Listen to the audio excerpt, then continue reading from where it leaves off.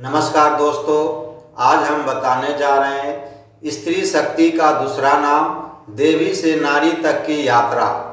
जय श्री त्रिदेव की, जय माँ दुर्गा, जय माँ लक्ष्मी और माँ सरस्वती की।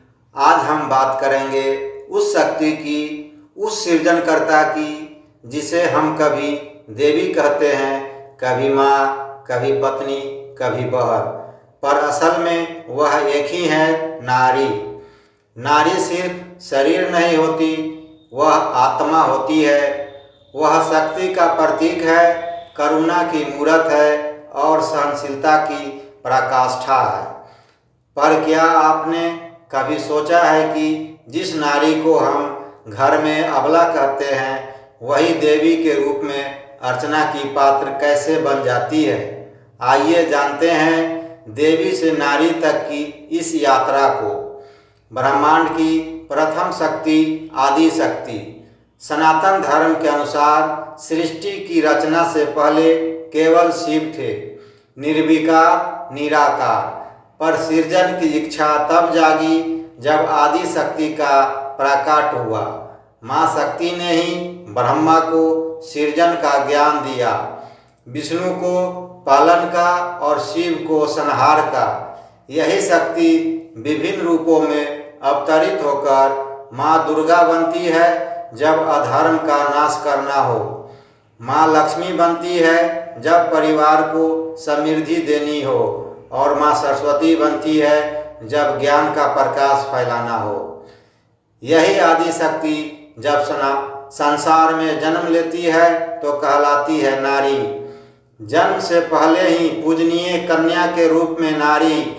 हमारे शास्त्र कहते हैं, यत्र नार्यस्तु पूज्यते रमते तत्र देवता। जहाँ स्त्रियों की पूजा होती है वहाँ देवता स्वयं निवास करते हैं।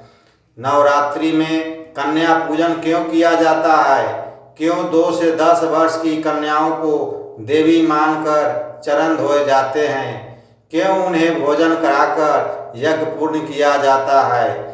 क्योंकि वह नारी के भीतर छिपी दिव्य शक्ति की पहचान है। वह एक संकेत है कि हर स्त्री में देवी का अंश है।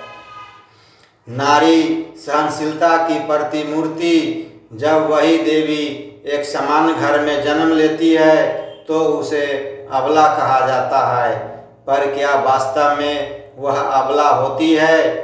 जब एक लड़की माँ बाप की उम्मीद बनती है, जब एक बहन अपने भाई की रक्षक बनती है, जब एक पत्नी पति के हर सुख दुख में सहभागी बनती है, जब एक माँ खुद को मिटाकर संतान को पालती है, तो क्या वह अबला कहलाने लायक है? नहीं, वह तो शक्ति रूपा है जो अपने पूरे जीवन में बिना शिकायत के सेवा करती है। देवी के रूप में नारी। पौराणिक उदाहरण। हमारे धर्म ग्रंथों में नारी के अनेक रूप मिलते हैं। सीता त्याग की देवी। माँ सीता ने पत्नी धर्म के लिए वनवास स्वीकार किया, अग्नि परीक्षा दी, लव कुश को अकेले पाला। क्या ऐसा साहस किसी पुरुष में हो सकता है? द्रौपदी सम्मान की रक्षक।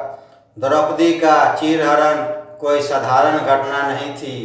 वह स्त्री के आत्मसम्मान पर हमला था और वहीं से धर्म युद्ध का आरंभ हुआ, क्योंकि नारी का अपमान स्वयं धर्म का अपमान है। अनसुईया पतिव्रता की प्रतिमा। माता अनसुईया ने अपनी तपस्या से ब्रह्मा, विष्णु और महेश को बालक बना दिया।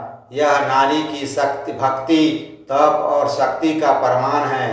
कलियुग की स्त्री, बदलते स्वरूप वही शक्ति। आज की स्त्री स्कूल जाती है, नौकरी करती है, परिवार संभालती है, समाज के लिए लड़ती है और जरूरत पड़े तो रणचंडी भी बन जाती है।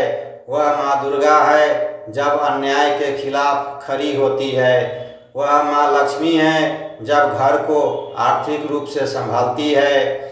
वह माँ सरस्वती है जब ज्ञान बांटती है। आज की नारी मंदिर की मूर्ति नहीं, चलती फिरती शक्ति है। उसकी पूजा सिर्फ नवरात्रि में नहीं, हर दिन होनी चाहिए। क्या केवल देवी पूजनीय है, नारी नहीं? आज समाज में विरोधाभास है। एक ओर देवी को हलवा पूरी चढ़ाई जाती है, दूसरी ओर घर की स्त्री को अपमानित किया जाता है। एक ओर कन्या पूजन होता है, दूसरी ओर भ्रूण हत्या कर दी जाती है। क्या देवी और नारी में कोई अंतर है? नहीं। हर नारी, हर माँ, हर बहन, हर बेटी चलती फिरती देवी है। नारी के 5 रूप जो हर जीवन में होते हैं। कन्या जो जीवन में शुभता लाती है, पत्नी जो जीवन को संबल बनती है, माँ जो जीवन को आकार देती है, गुरु जो ज्ञान की प्रेरणा बनती है, संरक्षिका जो विपत्ति में ढाल बन जाती है। यह सभी रूप किसी भी पुरुष को पूर्ण बनाते हैं। इसलिए कहा गया, नारी बिना नर अधूरा है। नारी दुर्गा भी है, काली भी है। जब एक नारी को अपमानित किया जाता है, जब उसकी सहनशीलता की परीक्षा ली जाती है, तब वह दुर्गा से काली बन जाती है।